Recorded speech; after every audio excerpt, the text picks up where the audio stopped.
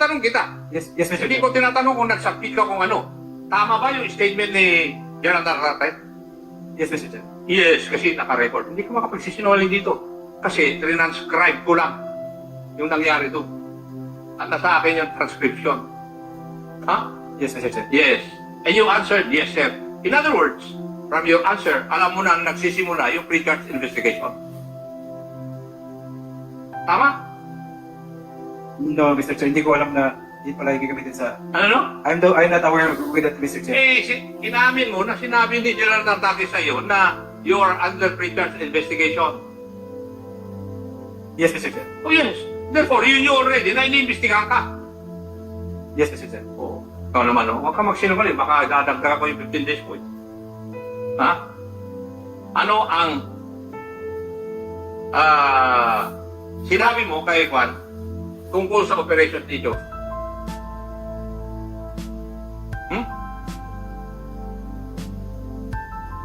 Dito mo sinabi, di ba? Yes, Mr. Chair. Na nagbigay ka ng 500,000 pesos kay Major Magsalos. Ha? It was at 13:35. At that time that you were being subjected to pre-charge investigation. Nandun, hindi maglalay yung Juan. At saka testigo, 4 na opisyal eh. Versus your word. Ano? Totoo? It was in the video, Mr. Chair, but I have already Hindi ka, ikaw nandito ka sa video, sumasagot ka, di ba? Yes, Mr. Chair. Hindi mo sinabi ito? Kanina, dininay mo ha. Hindi lang ako kumikibo kanina. Pero may ebidensya na ako na sinabi mo yun talaga. Na nagbigay kayo ng 500,000 kay Major Magsalos. As much as possible to answer the question, William, sir, but I have already a case filed against me via criminal and administrative measures, sir, so that... Hindi nga, sagutin mo muna ako. Sinabi mo ba sa video yun? Yes or no? Yes, Mr. Chair.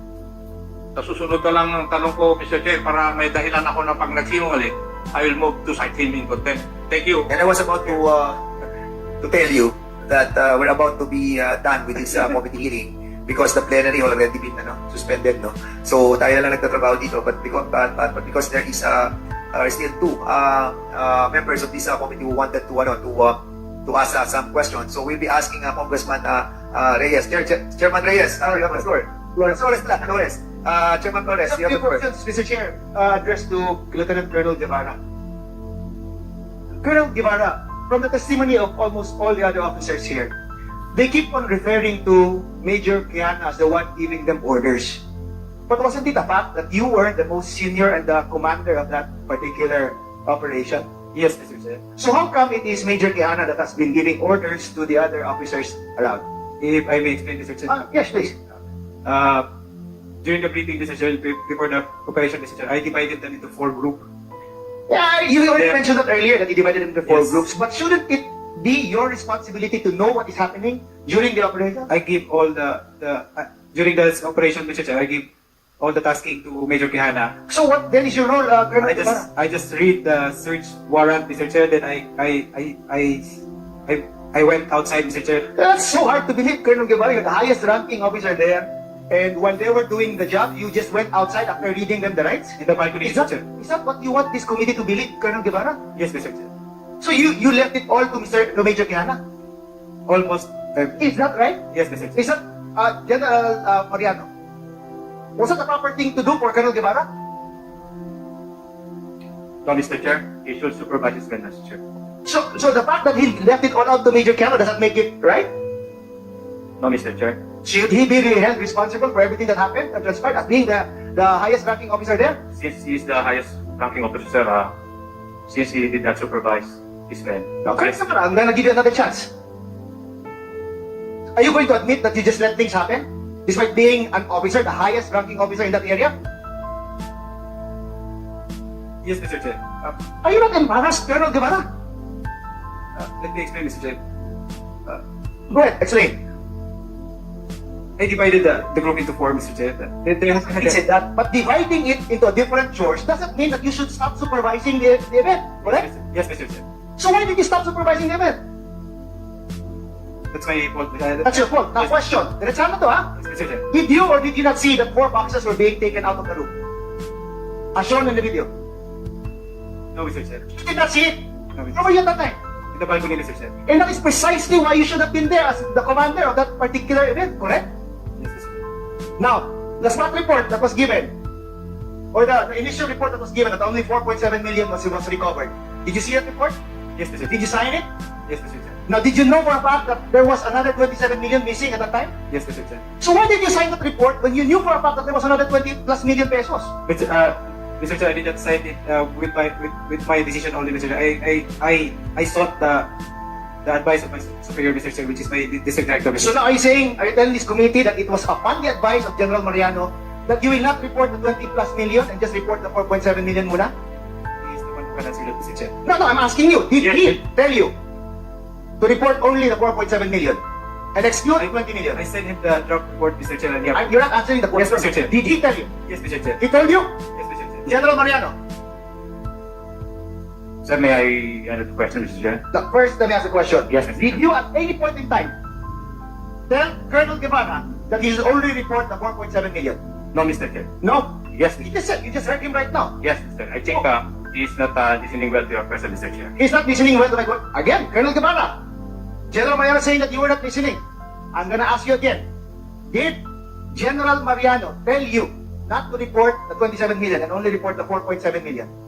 Yes, Mr. Chair. It was only the initial report that what he approved and what he sent to our good regional director, Mr. Chair. So there was no instruction not to include the 27 million. He approved, Mr. Chair, the 4.6 billions, and he knows that there is a 27. Did you or did you not ask why we should not report the 27 million more? I informed him, Mr. Chair, and he decided. Did you or did you not ask General Mariano why we I should did, not Mr. include? I did, Mr. Chair. And what was his answer? Hayaan na muna natin. General Mariano, did you give that instruction to Colonel Guevara? No, Mr. Chair. You did not. Yes, Mr. Chair. Were you aware that there was another amount, 27 million, that was recovered supposedly by the searching team and was not included in the report? Yes, sir. He told me, sir. So did you not ask Colonel Guevara why did you not include that in the report? I asked him, Mr. Chair. And what did he say? At around when I arrived in my office, Mr. Chair, when I asked him for the spot report, which I immediately submitted to my regional director. After which he requested, Mr. Chair, additional investigator, additional personnel from WCPD, and interpreter. While we are waiting, Mr. Chair, for this investigator to arrive, he told me that there is a undetermined amount of money that they recovered during the operation. And what did you say? I told him to immediately declare this money.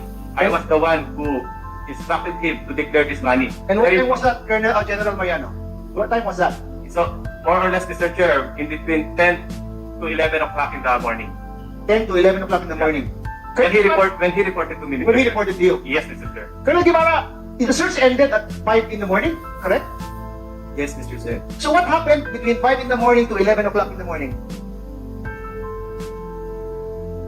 Come again, Mr. Chair. What happened during the period of 5 a.m. after the search was conducted to 10 something a.m. before you reported to I General went Mariano? directly to the quarters of my district director, Mr. Chair. So you waited for him for 5 hours? No, Mr. Chair. I waited them until around 8 or 9, Mr. Chair. So now there's another difference in the time. But anyway, my point is just this. You both knew that there was an X amount of money that exceeded what was stated in the report. And that you both knew that it should have been included in that report. Now the question is, why was it not intentionally included in the report when you knew for a fact that there was this amount of money? Okay, Mr. Chair, we are still studying if it can be included as evidence in the... Why do you still have to study it? It was a search. It is- It was a result of the search. Admittedly, Mr. Chair, it was my first time. It was your... First time to have that situation to Mr. Chair. Oh. I'm not, Is that an excuse, Colonel Guevara? I'm not making an excuse, I'm just stating it about Mr. Chair. Anyway, thank you, Mr. Chair.